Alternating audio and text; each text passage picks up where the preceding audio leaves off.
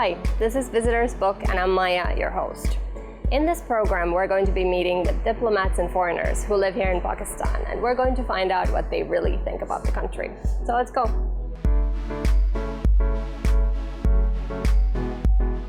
So our guest today is Dr. Amir Khalil, a wildlife veterinarian with Four Paws International. So let's go find him.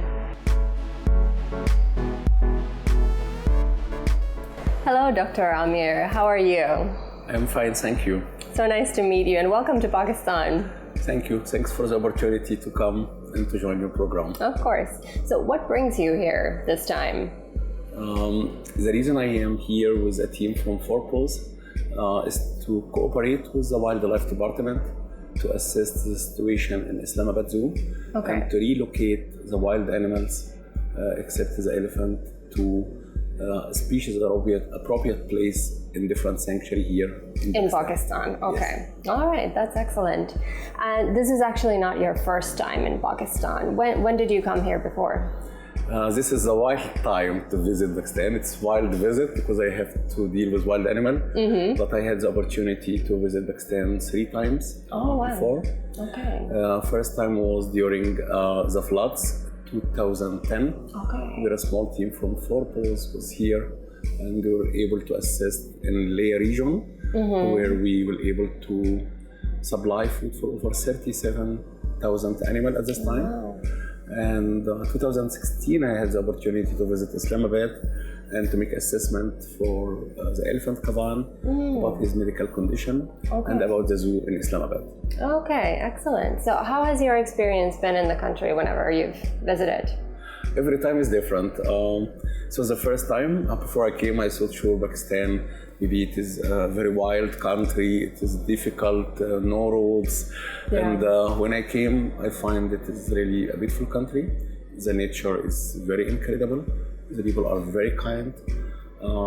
It's a country where really you can see a lot of languages, a lot of ethnic groups. So it is very rich in culture and very rich in nature. And I think the location is very important of this nation. Yeah. So I like it. I am impressed, and this time especially. Oh yeah. I was here in Islamabad. It's hot. It's humid, but few minutes drive, I go to the walking trail or up to the mountain. Oh, nice. National park. So it's a beautiful place. Great. How would you say the country has changed over the years? The first time was which year? That was 2010, right? 2010, it was the first time. Yeah. And sure, it was tough because we worked in disaster-affected area. So I was more aware and scared from snakes, from my gosh. Sure, the water, infections. It was hard condition to work supplying food for animals. So I don't have really the time to have a better opportunity to see the nation. From this visit here, I see there is a huge change in my opinion. From modern, the country is more modern. I see more roads. I see the technique. The telephone communication is much easier. So there is a huge change in the last 10 years. Wow, that's amazing. And you're originally from Egypt, right? But you are based in Vienna, Austria right now. I born in Egypt. And over 30 years now I'm living in Austria. Okay. But I call myself I'm a stray dog, so I'm really traveling to many nations. My job is I have to travel so much. Yeah. I have to go to work with animals everywhere in the world, in the jungle, in Africa, in Asia, in Europe. Over 30 years I am in Austria, in fact. So basically you're Austrian. I'm Austrian nationality. Yeah. But I say all the time I have 2 women in my life. My mom, the lady which brought me to the world, which I love and I can never forget her. It's my mom. And the other lady in my life is my wife. And this is exactly what I have. My mom is Egypt, and my wife I live with, and the lady who carry me, it's Austria. So I have 2 ladies in my life, Egypt and Austria. Great. Okay. So would you say Egypt and Pakistan are perceived in the same way in the West, or is there a difference? I don't see huge difference. I see really there is, at first we are all human. So we have the same race, we are all human beings. The second, I see there is a huge similarity in traditions. We are somehow also like Oriental. I see also here from the food character, from the people are more friendly to the guests. Really, they are very kind people here, similar to our people in Egypt. I see also here it's more rich because the different languages and the ethnic accent. It makes the country here is, I would say, rich in the culture, but I see also similarity in the way of the history. Yeah. We have a lot of common things in the history and even the language. A lot of words I was surprised. True. We say in Egypt the first thing, Salam alaikum. Exactly. So I see here everyone greet me Salam alaikum. So I feel I'm home somehow. Allah Hafiz. So there is a lot of words are similar. So it makes my understanding here much easier. The respect from both sides is great to see people. We are like brothers. Yeah? Wow, that's amazing. But in the West, I think Pakistan is often seen as this dangerous country with a lot of problems. Do you think Egypt is seen in the same way, or is there a difference because it's more of a tourist destination for Westerners? I see the nation, maybe we can speak about the last years, but if I speak about the nation itself, Islam is a peaceful country since many years. It was no wars, it was no problem. So the nation is similar to Egypt. We don't have so much wars, in fact. Recently, in the last years, sure, it was a lot of news where really there is a lot of troubles, a lot of wars in the surrounding, and this makes the communication difficult. Wrong impression in many nations, especially in the West or in Europe, that Pakistan is dangerous. But I can confirm I'm here in Islamabad, I'm safe, and it's dangerous in the same way it is dangerous in Vienna. I could have a car accident in Vienna, I could have a car accident here. That's true. Action or terror action could happen in Europe, could happen here, in Paris or in Islamabad. So I don't see really difference. I see there is effort is going everywhere, but I think a lot of persons have a wrong impression about Pakistan through the media and the news. Do you think there are any major differences between Pakistanis and Egyptians as people that you've noticed? I think the climate here makes the habits different. So the climate in Pakistan and the climate in Egypt. In Egypt, I don't have so much rain. Right. We are very poor in water. We have just the river, the Nile. This is the only source of water we have. So the first big change is the climate and the rain here. Because here there is jungle and a lot of green, so also the fruits and the vegetable are different than the fruit and the vegetable that we have from the Nile or through the Nile. Sure, the language also is different, but the alphabet are similar. Yeah, so you can sort of read. Yes. Yeah. I think also in Egypt we don't learn so much about Pakistan. Okay. So and this it's a bit of an unknown country. Yes, so it's really not well known. Okay. The same also in Austria. We have very less information about Pakistan. Yeah. I think in Austria there's a small Indian community, but not so much Pakistani community living there. So I know one Pakistani restaurant in Vienna, small one. Okay. But it's very nice, and since my first visit, I go regularly to eat Pakistani food there. Really? Yes. Okay. I never went there. It must be a new one because I lived there a few years ago. 6th district in Vienna. Okay. It's really very nice. Wow. Nice. Okay. So let's talk a little bit about how you got into this line of work. I mean, how old were you when you realized you wanted to become a vet? So I born in 1964, so I'm old. Oh, come on. When I was a child, we don't have too much opportunity to watch TV. So when I was a child, I was in love with a TV series or TV program, and I liked too much an American series, which is named Daktari. It was about a vet or veterinary doctor who work in Africa with his wife, and they have a lion, chimpanzee, and I was so impressed by his clothes. He has a shirt, he is able to go to the lion, and this impressed me so much, and I dreamed to be like this man, living in the jungle, caring for lions and chimpanzee and a lot of animals, and they have a good relation with this animal. So this was my dream as a child. Oh wow. In Egypt we don't have this type of wildlife. So because we are in the desert.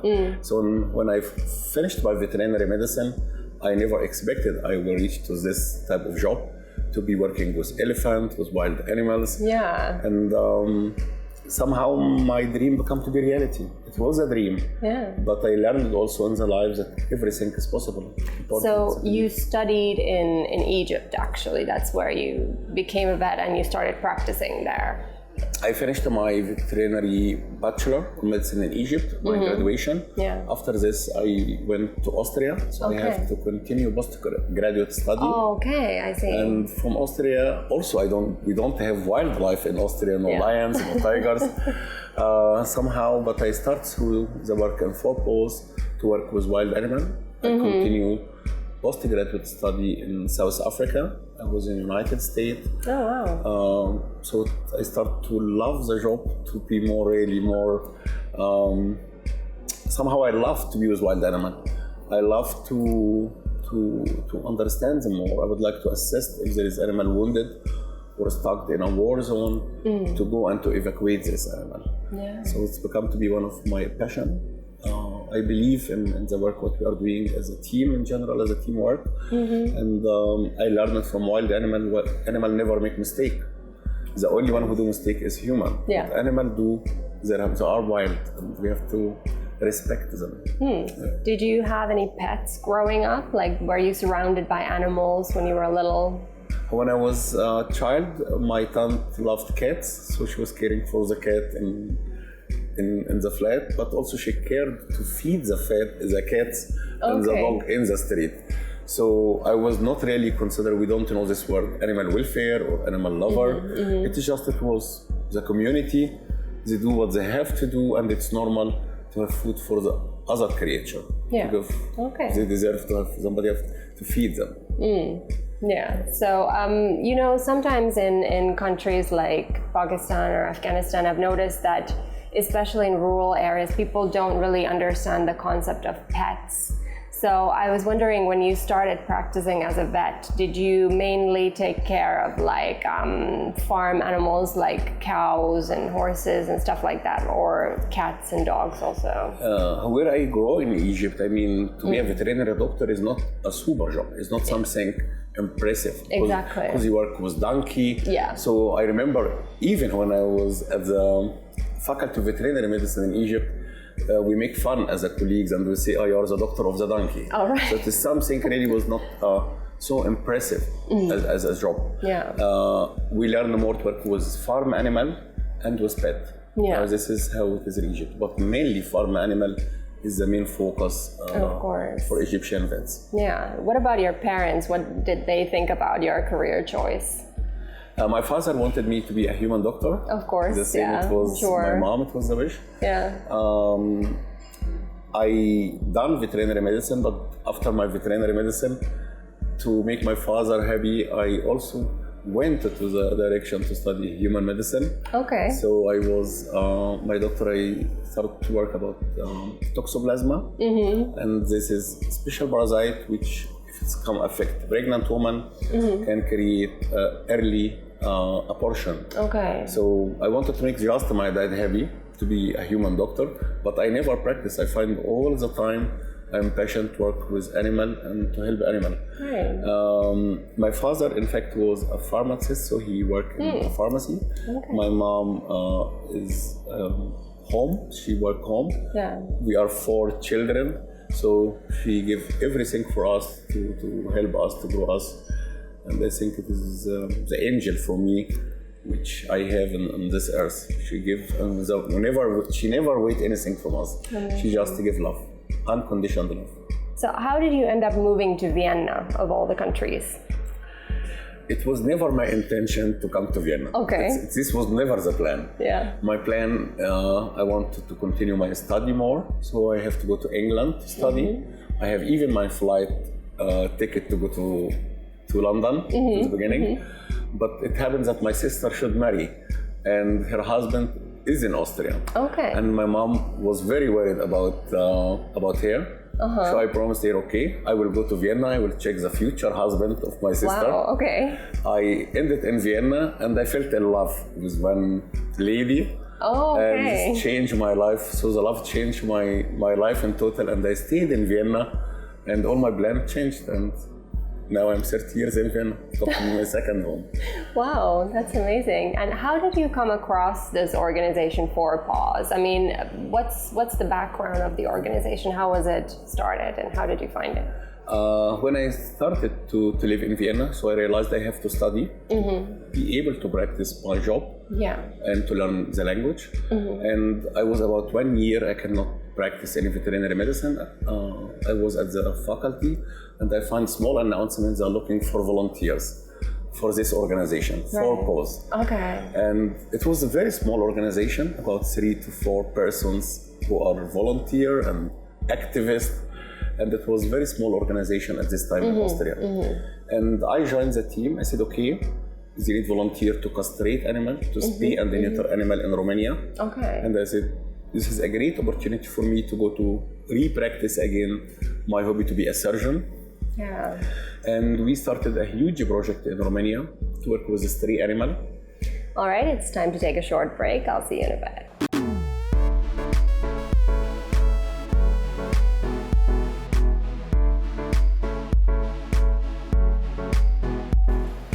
Welcome back. I'm here in conversation with Dr. Amir Khalil. So let's talk a little bit about the work that you're doing here in Pakistan now. How were you called? I mean, what was the reason that you were invited to come and help the rehabilitation of these animals at the Islamabad Zoo? At first, Islamabad Zoo had a long history in the media, with many troubles they face. A lot of animals are lost or died, maybe due to lack of experience. Due to the death of 2 lions, with movement or relocation of these 2 lions, and it was this video would show fire, how to use fire in an enclosure. I think this make a lot of big wave international how this could happen. But the Islamabad Zoo is not the example for wild animals in Pakistan. So the reason we came here, we were invited by the authorities here that a team should come to work together to assist in relocation of the wild animal from Islamabad Zoo to a species appropriate place in Pakistan and different sanctuaries. And also due to the situation of the elephant Kavan. So he's the only and lonely Asian elephant here in Islamabad Zoo. It is a sad story. Elephant which was chained for many years, lost his mate. The elephant is, I think, near to 38 years. And this elephant sure face stereotype behavior, which means this elephant have mental disturbance because he was chained, he don't have appropriate place, and maybe lack of medical care. Our task is to make a medical examination for this elephant and to give a proper expertise report to the stakeholder, to the responsible authority, that they are able to take decision later if this elephant possible to go outside the zoo and to go maybe in a place in Pakistan or outside Pakistan. Okay. So what do you think is the main reason that zoos, especially in third world countries, face so many issues? Sometimes lack of funds, because it's a state property or municipal property, so lack of fund, lack of awareness. When also the animal are in a small designed place, cannot practice their need. So animal don't have the proper medication, proper vaccination. I think this is one of the main problem in the third world countries. I think also lack of experience sometimes. Just as consider its employee to care for animal to feed him. This is not enough. I think the zoo should be designed in a way to teach the children how the animal are living, to experience how we learn from animals. It's not just to have a lion in a small cage and see this is a lion. The bears normally walk every day 40 kilometers in the nature. Exactly. Wow. To put him in a small place, this animal need to practice their nature. If he don't get the proper vaccination, this animal might get infected, get sick. And if they don't have the proper medication, this is not the best way. Do you think zoos are ever needed, or should all wild animals just live in their natural environment? sure the vision or the dream to have the animal living in their nature. But this is, I think it is a vision and it's a dream. The first zoo was done, I think, over 3,500 years ago by Nefertiti in Egypt, by the pharaoh at this time. Okay. So it is a very old thing since many thousand years. I think zoo might be important, but I think zoo should be a place where really we have to treat the animal as ambassador. If I have the king or of the jungle in a zoo, he respects a place for a king. If we have here the American ambassador, Finland ambassador, they have all a nice residence, we respect is our ambassador of their nation. So if I take ambassador of the jungle, we have to respect his ambassador. He needs his need also. So I think a zoo in this case, if it's with awareness, with a species appropriate place, a proper care and medication, this will be very, very well important that the animal deserve to get his species requirement need. Are you ever afraid of any of these wild animals when you come in contact with them? I'm never afraid from animals. I have to respect them because one mistake caused the safety of my team and my safety. So we have to work professional, trained. Animal don't make mistake. I see all the time human do mistake. So a lion will never make mistake. He is a wild animal. Elephant will never do a mistake. I do mistake. So I'm not afraid from them, but personally I'm afraid from snakes. Okay, me too. So since my childhood I'm afraid from snakes. So you might not want to go and rescue snakes from somewhere with your own bare hands. I have a team and experts who do this. You'll send someone else. Myself, my hair stand, I want to see a snake. Okay.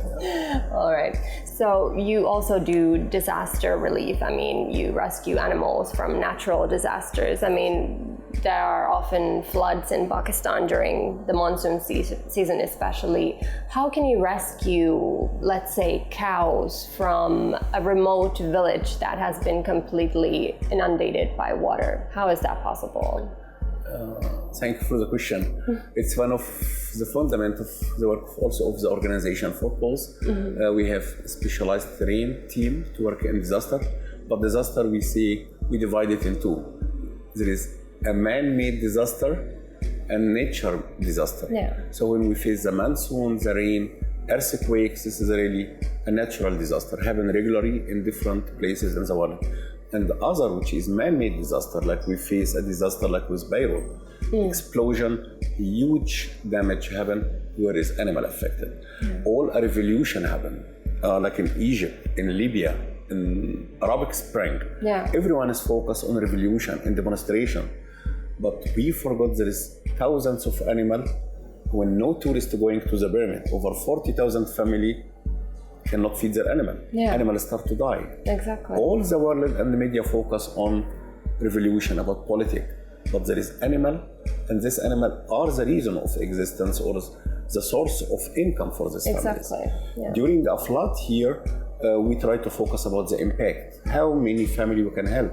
It's not the idea to help animals, the idea is also to help a human. The farm animal is the main income for the farmer. If this animal through flood don't have grass to eat, this animal get diseases, they cannot eat, they might lose their life. So feeding animal, I say all the time, each kilogram of food I give to a cow or a buffalo, I save the owner 1 kilogram of rice to feed his family. So we try animal protection, we say the human protection. So disaster relief is not only to move a cat or a cow, but really also in a big base to help the human who are affected and lost their houses, sometimes family members, and they cannot feed their animal. And even they have some money, you cannot have the logistic to bring food to such places. I have myself and the team from Forbos the experience in Pakistan in 2010. It was a really devastating flood.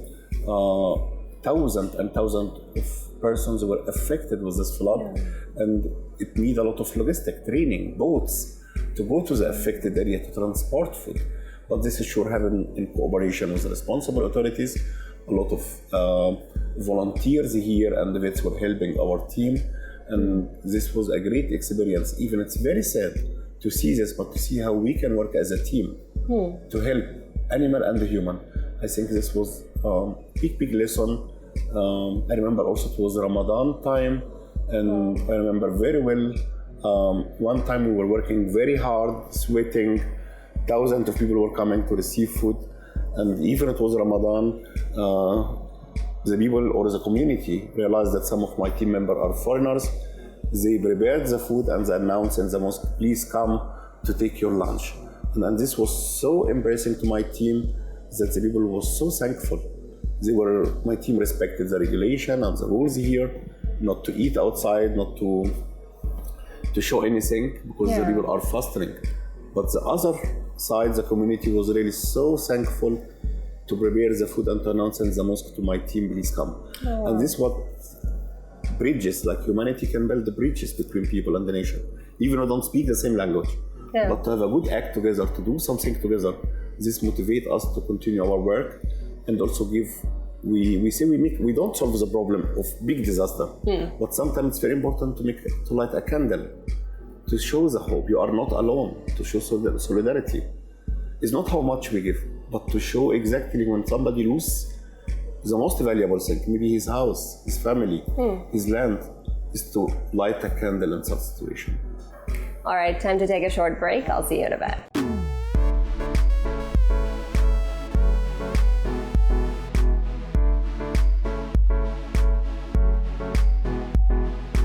Welcome back. I'm here in conversation with Dr. Amir Khalil. So let's talk a little bit about coronavirus. It's obviously impacted everybody's lives, but I wanted to ask you, how has it impacted animals? Okay, it's really one of the main topics which affected, it's a global pandemic, affected all over the world. It's affected us as a human. Show us we are fighting and we come to be afraid. It's no matter you have money, you are rich, you are political, you have some powerful weapons in the earth. All of us, we become to be the same. I see this is the positive side. We become to have time for ourselves, to be scared, we don't know what we are afraid from. It's a virus, or what we know about. Affected the movement of the human. This gives the opportunity for the animal to roam free. Yeah. So in many cities, even in Europe, in Asia, in Africa, animals had the opportunity endly to re-multiply again, to get the trust to go out. Even on the main street of a city, you can see wild animals in some places all over the world. So it was positive for the animals somehow, sure negative for the economic, for some actions, but also on the other hand, it's strictly my job. I cannot fly to places where animals need our help. Yeah. This is a lot of places where the zoos in the world, the staff were not able to go to the zoo to feed the animal. Oh no. So some animals which were in captivity depend on human who are really suffering. There is no visitor, no income. The private zoos were not able to offer, and hundreds of zoos were suffering from the pandemic. On the other hand, the wildlife and the nature, they were able to breathe again, to get the opportunity of the trust. There is earth, start to breathe. So from my job and my team, sure, we were able only to use telecommunication by Skype or some techniques. We were able to communicate, but we were not able to go to help this area. And this was really frustrating for me as a person. Our help is needed, but we are not allowed to fly. But it was a good time to rethink, to restart our mind about values. Values for us as a human, values for the nature, values for animals. It was a good signal and a good restart, and I hope all of us will learn from this pandemic, and I hope it will also disappear. I learned what come quickly, go quickly. Yeah. So I'm optimistic that the problem with Corona will disappear, and we will be able to have a lot of positive lessons from this situation of Corona. Yeah. And I mean, like you said, you are usually traveling somewhere in the world and not such safe places most of the time. How does your wife and your children, how do they deal with this? In fact, I have 3 daughters, and all of them were happy that I have the opportunity to have more time together. Yeah. I start to have more fun with them again. I start to understand and realize after all these years that I have wonderful 3 daughters and I have a good family. I started to read books. I started to be again like a child. I started to walk again. Yeah. So I think Corona was a very, very good, I would say, lesson for me to learn. But on the other hand, also, my family don't accommodate me to be with them all the time closed. Oh, okay. So it has positive and negative impact. But for me as a person, it was a positive experience, to be honest. I took it in a positive way. Sad for what's going to happen globally, but I learned not to be scared. I know it is a wave and it will go. Yeah, and I mean now, was Pakistan the first mission that you were able to have after Corona, or were you somewhere else before? In fact, I had 2 missions before. Okay. The last mission I come directly from Lebanon, from Beirut. Yeah. Where really over 200,000 flats were destroyed due to this extraordinary explosion in the port of Beirut. But before also a team was busy with the animals in a zoo in Razgrad in Bulgaria. But our work as an organization, we have many number of sanctuaries where we care for animals. So sure, we have our regulation, we have teams everywhere who are able to supply and support animals with food and medication on a regular basis. Okay.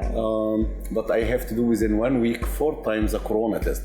Oh, so wow. sure, it is very, I would say, not comfortable to face 4 times within 1 week due to different destination I fly. Yeah. And I hope this will finish soon with this test. Yeah, so I mean, you obviously travel a lot, but do you ever get a chance to travel just for yourself, like just for pleasure? Do you ever get to go sightseeing in the countries that you visit? The first time after the corona, I had the opportunity really to see a nation and try to smell and to breathe where I am and to feel it. It was this visit in Pakistan. It was the first time after 20 years where I went here in Islamabad to the mountain and the surrounding to go to this walking trail. And really, I become to be child. I put myself in the water and it was incredible cold freeze. I felt again I'm like a child. And this was the first time, and I think this is one of the lessons I learned from Corona. I have to use not how long I'm in a place, it's the quality of the time I'm in the place. It could be half an hour, but I have really to feel the place, to enjoy it, to smell it, and to touch the water. And I'm happy to be here because this gives me, so I'm able to learn still. How much of Pakistan have you seen? Have you only seen Islamabad and some of the flood-affected areas, or have you been elsewhere as well? I went through this challenge to find, with the authority here, suitable place for the animal. I have to look for different locations, sanctuaries.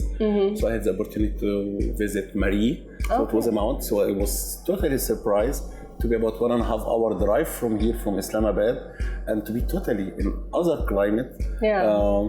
Over 2,400 meters above the sea level where I went. It's cold weather. It's like spring in Europe. It's very nice. The nature. It's really wonderful. So I think I have to come again to Pakistan. Yeah. But next visit will be really to take time. Maybe I will take my children and show them the beauty of such locations. Do you have any particular place in Pakistan that you're still hoping to visit? My hope is to visit the north of Pakistan. The national park is there. I saw a wonderful picture and I wanted to see it, to feel it, and to smell and to touch there. The touch is very important of the ground.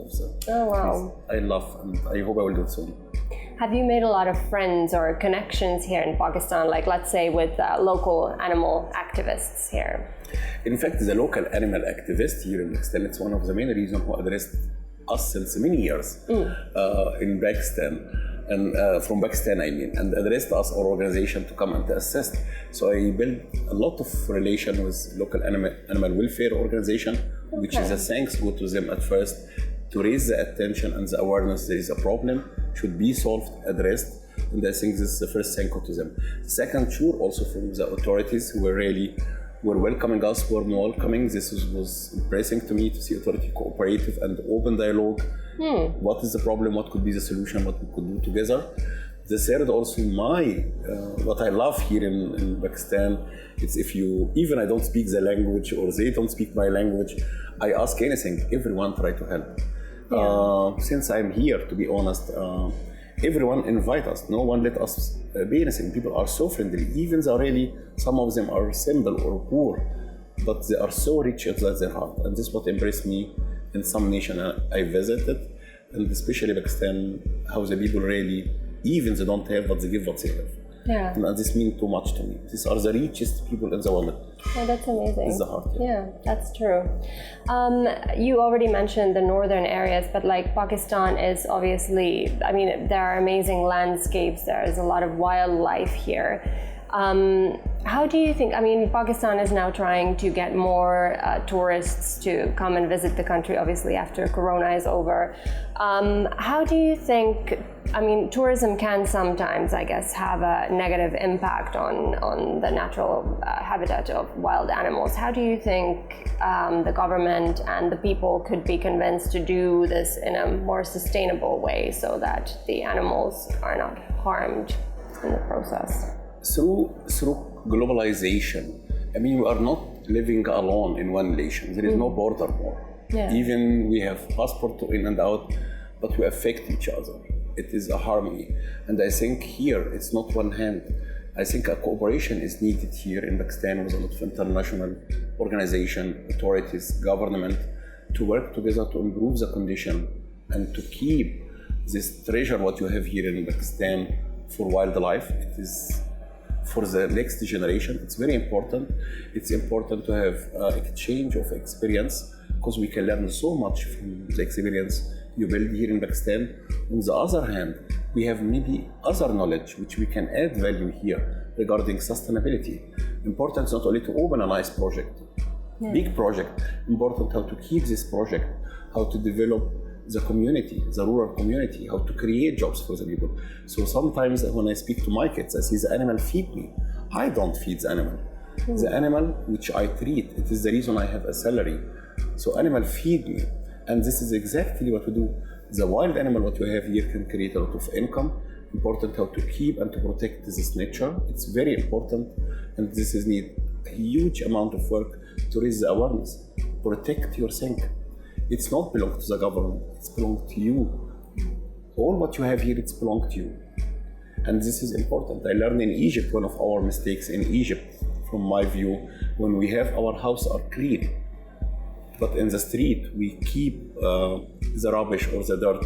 I learned that the people think this is their house, the rest does not belong. How to learn this is our street is like our house, it's our nation. Exactly. I think this is very important lesson all of us have to learn to raise the awareness about the importance of this habitat should be protected. This will bring tourists here, this will create income for hotel, for taxi, and for a lot of jobs which everyone is looking for. Exactly. Keep security and safety for his family. So you mentioned it's not always so easy to get the authorities to cooperate with you in all the countries, although here the experience has been better.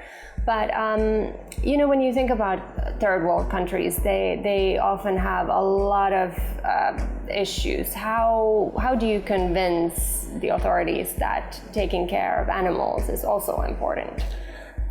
Sure, we say politics is everything and everything is politics. When I have to address the politics, it's his job not to protect his animal.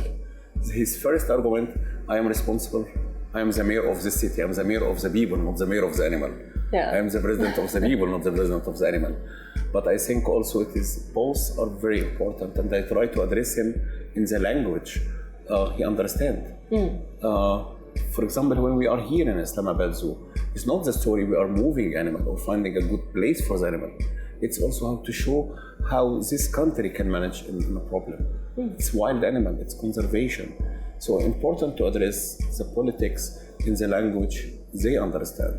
I cannot explain to them you have to love the animal. They will never, they majority have kind heart, but their daily routine work have a lot of priority. All the time they have a lot of other priority. Yeah. Animal is not a priority for them.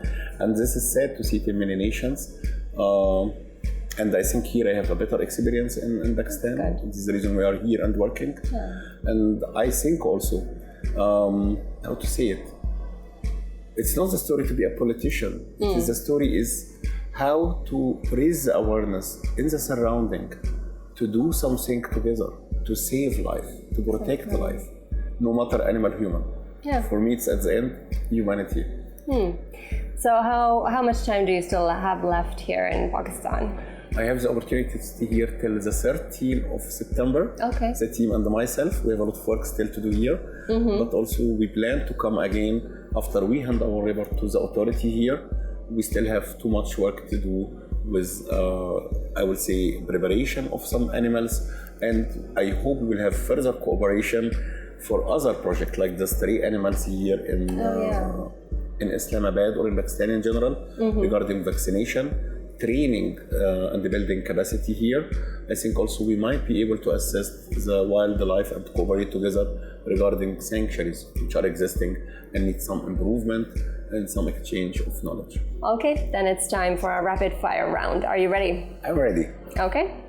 Shalwar kameez or Western clothes? Western clothes. Okay. Lahore or Karachi? Karachi. All right. Cairo or Islamabad? Cairo. Falafel or chicken biryani? Chicken biryani. Oh, wow. Okay. Europe or Asia? Asia. Are you a dog or a cat person? Dog. Okay. First thought that comes to your mind when I say Pakistani people? This is a very difficult question because it's too many things. I will say the history. Okay. Samosas? I love it. Okay. Northern areas of Pakistan? I wish to visit it and to go there and to smell the nature there. Hopefully soon. Margala Hills? I love it. Great. The pyramids of Giza?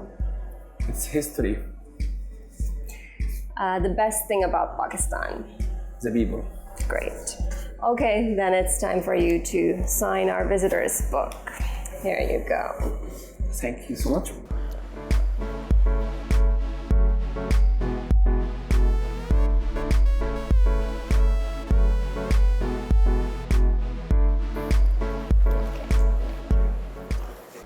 All right, let's see what you wrote. I love Pakistan and the people of Pakistan, a great nation with a heart. Great. So I hope you get to visit Pakistan soon again, and I hope you get to see a little bit more of the country sometime. Thank you for the opportunity that you gave to me and to my team in Focus to see more detail about Pakistan and to bring our message to the people here in Pakistan, the people we love, and they can see. I'm looking forward to come soon and to meet the people of Pakistan. Thank you so much. Thank you. That's it for today. Please join me again next week, and don't forget to follow us on our social media accounts at indus.news. Stay home, stay safe. Goodbye.